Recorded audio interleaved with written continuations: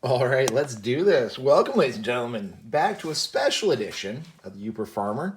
Um, this is going to be a good episode. I've been working on this one for over a month with editing, with making products, and everything else. It's all come down to this, folks. We are going to talk about the Badmotivator Rum, both hypothetically and technically. So before I get too far into it, what are we smoking? We get to the drinking part later. We're smoking the Alex Bradley Filthy Hooligan, the black market. If you watch my videos for any length of time, you know there are two types of cigars I love, barber pole and closed foot. Both, if I find any barber pole cigars or closed foot cigars, I am jumping on those suckers to smoke those. We'll get into the drinks here in just a minute. Let's do a little background about this video. So, in the brewing and distilling industry, there was a guy named Ben. Ben had a YouTube channel, and he did a lot of stuff on forums under the name Badmotivator. Great guy. I actually didn't follow him that much. He was on forums a lot, and I didn't really get a lot of my information from forums. Sorry, I know Reddit has all the information you're ever going to need. I just don't like forums. I don't like following these, trains of text and referring back to one stream into another. It just never really was the best way for me to gather information. Well, anyway, this guy Ben did a lot of stuff with the brewing and distilling communities. He came up with an interesting idea. He wanted to age his spirits, but he didn't really want to deal with a barrel. I have actually bought 2 barrels and worked on aging spirits in it. It is a pain in the ass. They leak. The angel shares go through the roof. They're hard to manage. They're hard to seal. The barrel quality you buy is a crapshoot. So anyway, this guy Ben came up with this ingenious idea. He came up with a barrel, which he uses a metal serving can that you then affix a lid to. Now, this is not a BadMo barrel. I'll show you. I kind of put the lid in here. I'll sit it there gently. Sits in there like this. I'll put some pictures up here. I'll leave the links in my description. But what it does is allows you to age a spirit for years without having to get overaged. If you've ever tried the wood spirals, or they sell like the wood chips you can put inside your wines and stuff. If you're not too careful, one day it'll be okay, and then the next day it's ruined. These barrels allow you to age product for years, which is cool. The guy would sell these. But what amazed me about him is instead of just selling them, he would sell them, but he had full tutorials on how to make your own. Obviously, that one I made from one of his tutorials. So it's not like this, it was an open source business. You could buy them from him. Granted, his were much higher quality. Yeah, but free. Here's how to make your own.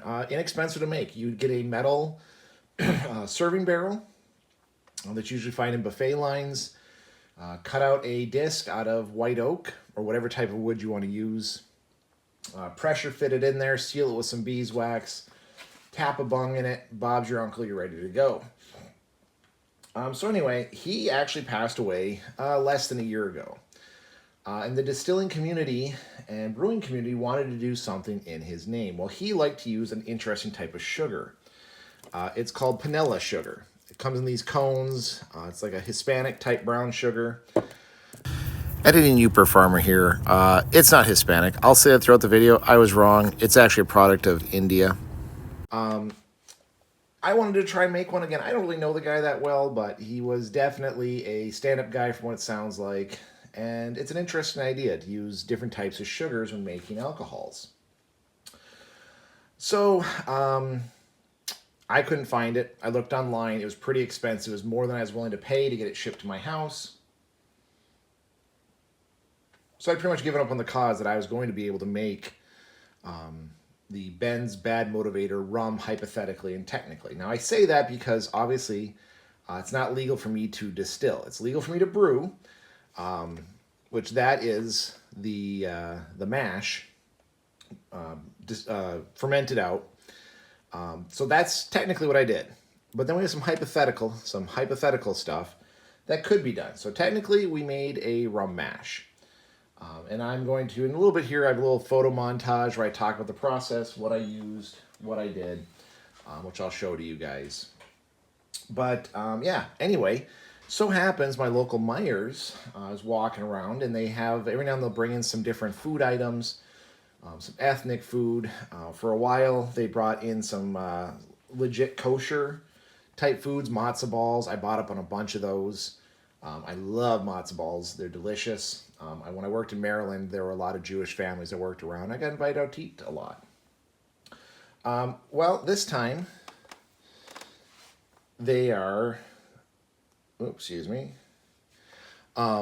they brought in Panela and some other Hispanic sugars and dried peppers and a bunch of other stuff too. So anyway, I decided, what the hell, let's try it. Let's try to make Ben's Badmotivator rum, both hypothetically and technically. So without further ado, I think I'm going to play the video. We'll come back. We'll try out the technical and then the hypothetical. We'll kind of give a side-by-side comparison. I've yet to try any of this. I wanted my reaction to be first time, pure, on camera for you folks. So enjoy this little photo montage where I explain the process. Quick little spoiler, where I'm going to hypothesize in the video a mistake I might have made. So we'll let you guys decide what you think. But anyway, without further ado, here comes the video. After watching some YouTubers like Jesse from Stillet and Bearded from Bearded and Board, I started to build out my recipe. And I decided to go with 3 different types of ingredients. The Panela, of course, that's kind of the base of this project. Maple syrup, it's actually maple syrup we make at home. And some unsulfurated molasses. Now, the molasses is something that we get from Gordon's GFS. They're kind of a commercial food provider store that provides food. You can find this stuff pretty much everywhere. The secret is, though, you do need to look for the unsulfurated molasses, as sometimes they'll add sulfur into it to pull out some of the sugars. You'll find this in cattle feed. So don't go to a cattle store or a feed store to pick up molasses, because that'll have sulfur in it. Although it's perfectly safe to eat and to use, it will have an off flavor. And one of the side effects of the hypothetical distilling and even brewing is that there's a lot of sulfur created, and sometimes you have to do stuff to specifically remove it. So having very low sulfur products is better to start with. The Panela Sugar, I've never used it before. It was kind of interesting to have some photos here of me processing out the sugars. When I put this inside the pot and kind of boiled it down, I wasn't able to get a ton. I only got up to about 7% ABV, and that's where my 2 other sugar sources came in. I do like to raise mine up to about 10%, give or take. I did hit a little bit high. I got up actually to 13. I'll talk more about that in a minute.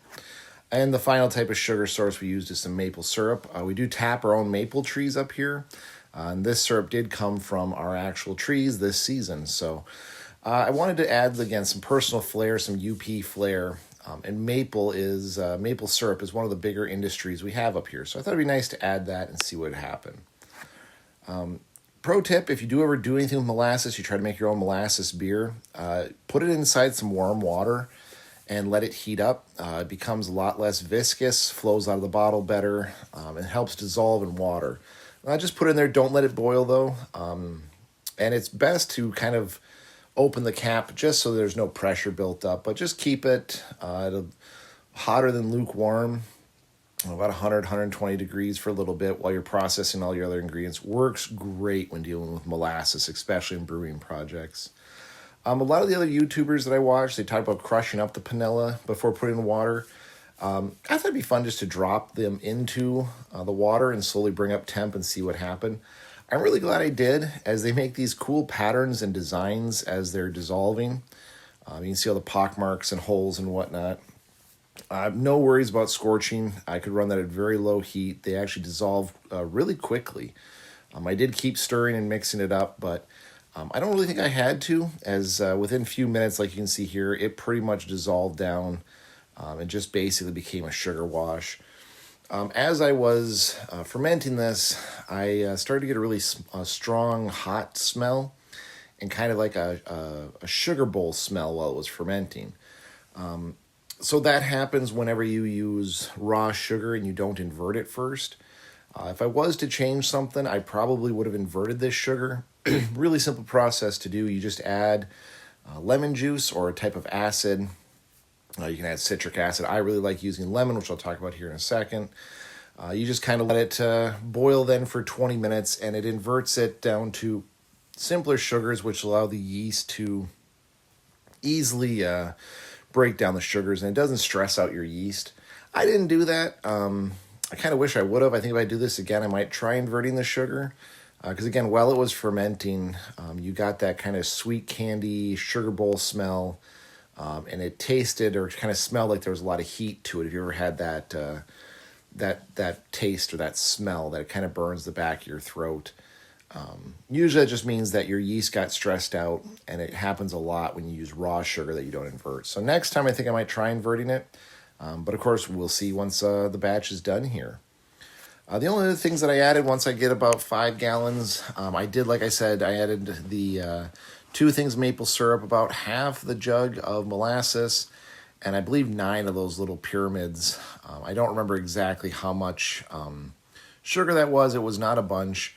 I added too much molasses. I did get it up to, like I said, to 13% ABV. As far as the other additives, I always add lemon juice whenever I use a molasses wash. It's not really to raise pH. It's just to add a little bit of nutrients. I suppose it raises the pH slightly and adds a little bit of flavor, but I don't know. It seems to help out whenever I do any of my brewing projects. I always add some lemon juice. Again, not really for pH control. Mostly just to add nutrients. And it seems to work for me. I found out later that when using Panela, you don't really need that yeast nutrient.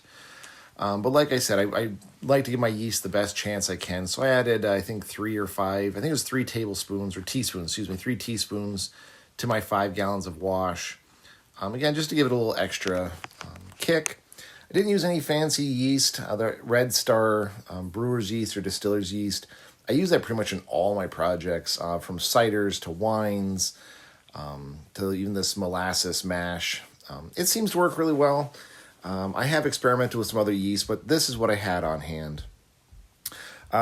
Because it was 13%, usually I can get my 10% batches to ferment dry within 5 days.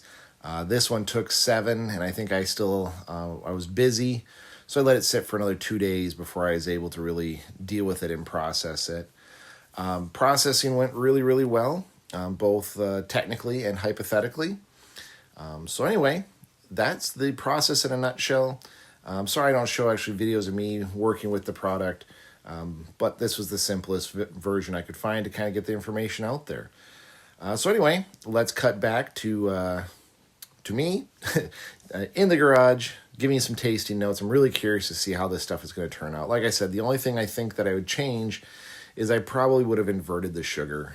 I have a hunch that my hypothetical product is going to be really, really hot, have a lot of burn to it, but we'll see.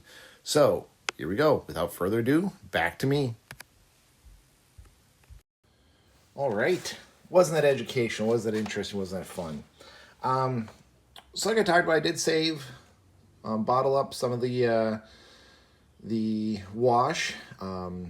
If you've never had it, molasses beer tastes like stout that's missing the hops. The flavor, the texture. Honestly, if you don't have any hops to make your own stout, just use molasses. It comes up to the same color, pretty close to the same taste and texture. I'll be interested to see what the maple syrup brings to this. Oh, that's interesting. Yeah. Okay, the maple syrup, that definitely adds that hint of sweetness, a little maple flavor there. Still good and thick like in molasses. Can't complain about that at all, actually. That is tasty. And again, I kind of hypothesized that Panela It's basically sugar, although it doesn't have that really sugar bowl taste to it. It's kind of surprising. A little bit of caramel there from that Panela. But of course, the winning champ is definitely that molasses. That's really coming through. Let's get another sip just to make sure. But I think it's mostly molasses. You can taste a little bit of the maple syrup, a little bit of that caramel from the sugar. Oh yeah, good stuff. So now, I do have my water bottle to cleanse my palate. Now we're going to try the Hypothetical. So hypothetically, you could take this mash and then turn it into a distillate. Now, hypothetically, this one here is made just from molasses. We're going to give this one a try first, the original. Just pour a little bit in there. This one, just molasses, unmessed around with, using a very known procedure to get it to distill out. Hypothetically, of course.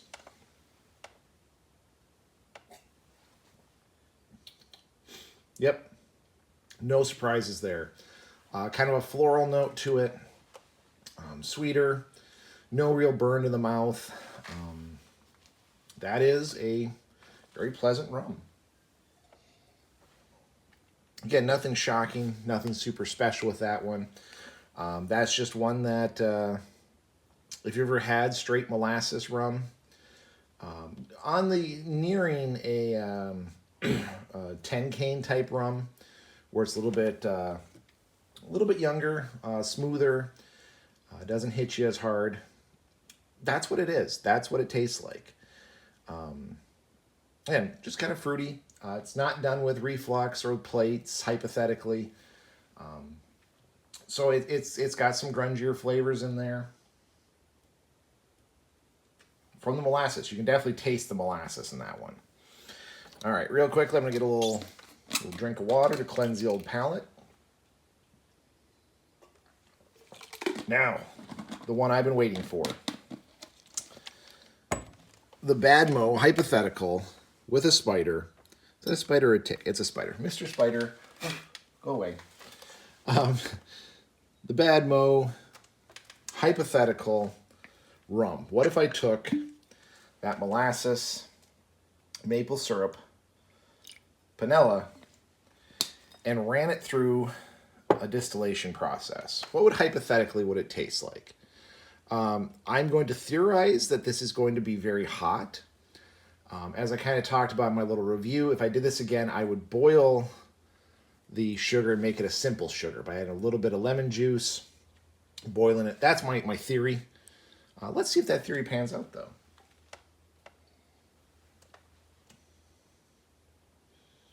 Nope. Oh, that is interesting. Okay.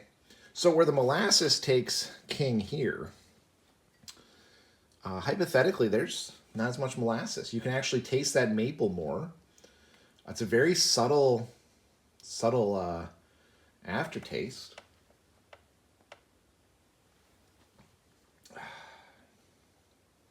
Oh, very smooth. Very light on the palate. Wow. Huh. Okay. Don't invert your sugar. I'd be interested to try with inverted sugar. I don't know if the store even has enough of this for me to try another hypothetical batch. But yeah, I thought it was going to be too hot. I thought it was going to have that candy sugar bowl taste to it. It's that Panela is really taken over the flavor.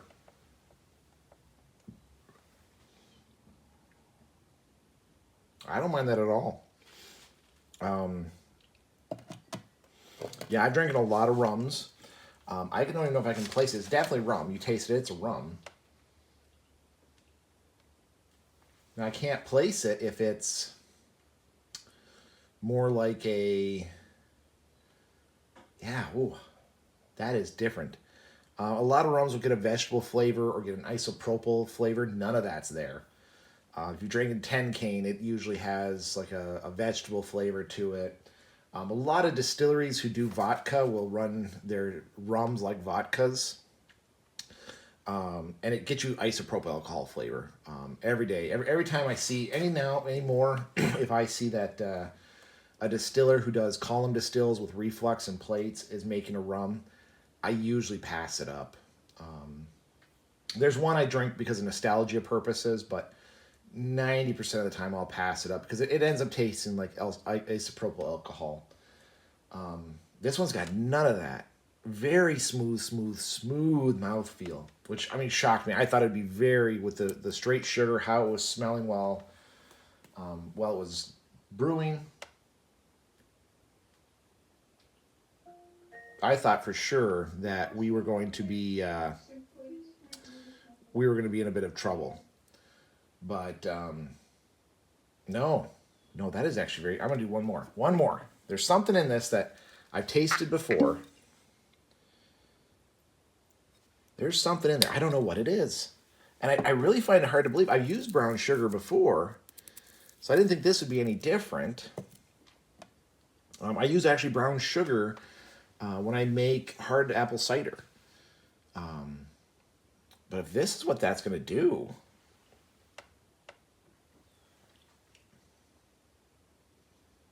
even there's a citrus. There's a citrus flavor coming through, which, I mean, I added lemon juice, but not enough. I mean, I added lemon juice to both. So in the brewing process, I had lemon juice. That's just what type of acid I use. I don't know what that is. That is tasty, though, folks. That is delicious.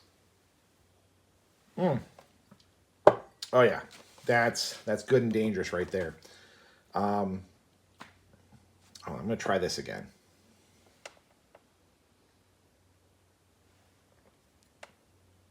Yeah, no citrus at all in that.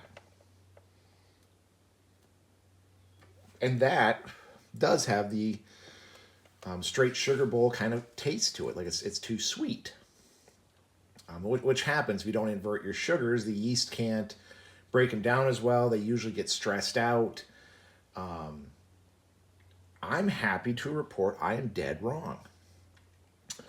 So what's going to happen from here? So, thank you for asking. I would love to say that I would be hypothetically taking my hypothetical product and filling it in a barrel that I built in Badmotivator's design. Sadly, though, I do not have another barrel. The one or the couple of barrels that I do have, I already pulled product out of, and I had to ruin the heads to get the product out. My bad. Whoopsies. Sorry. So I didn't have any barrels on hand. Plus, I didn't hypothetically have enough of that stuff to fill a barrel with. But with spring here and summer here, I need some woodworking projects. Maybe I will make another barrel head and kind of go from there.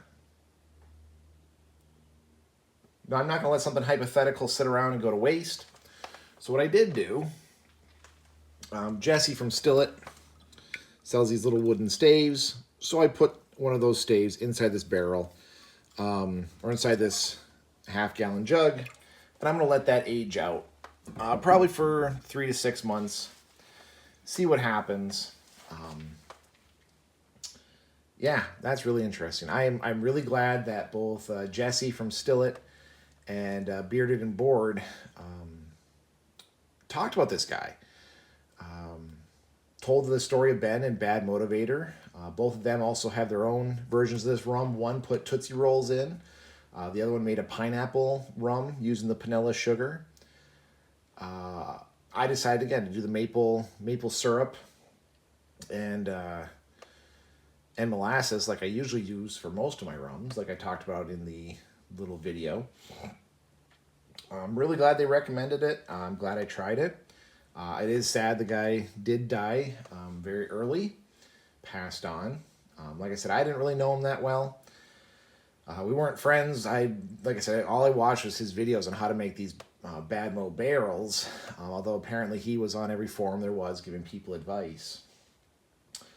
So yeah, that was interesting. I might have to see if I can find a more stable, more local supply of this, because, ladies and gentlemen, that was delicious.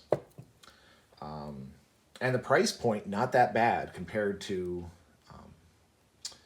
the types of molasses mashes I usually make.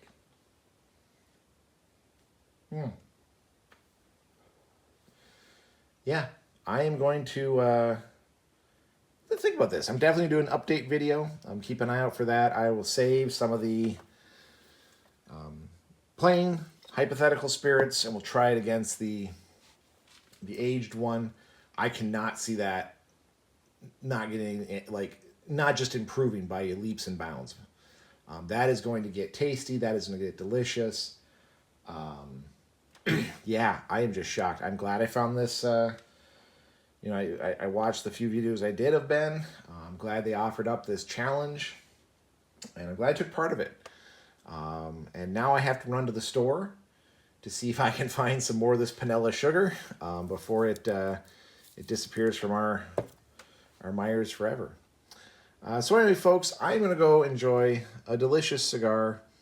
I'm going to enjoy my faux stout, my molasses stout. And I'm going to try everything I can to save as much of that as I can for a later video, because I think this deserves an update. I hope you like these how-tos. Again, I don't do them a ton just because they are a lot of work.